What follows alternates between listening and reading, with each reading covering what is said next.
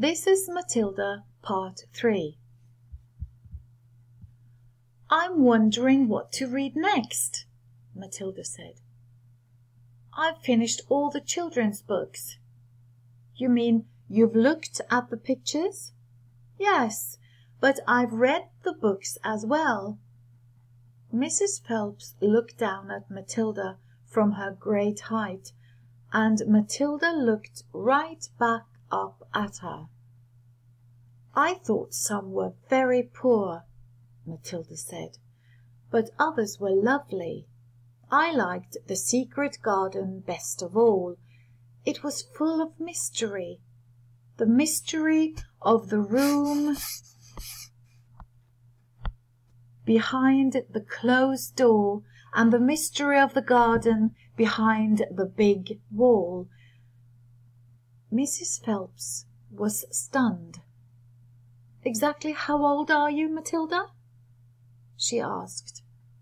4 years and 3 months, Matilda said. Mrs. Phelps was more stunned than ever, but she had the sense not to show it. "What sort of a book would you like to read next?" she asked. Matilda said, "I would like a really good one that grown-ups read. A famous one. I don't know any names." Mrs. Phelps looked along the shelves, taking her time. She didn't quite know what to bring out. How, she asked herself, does one choose a famous grown-up book for a 4-year-old girl?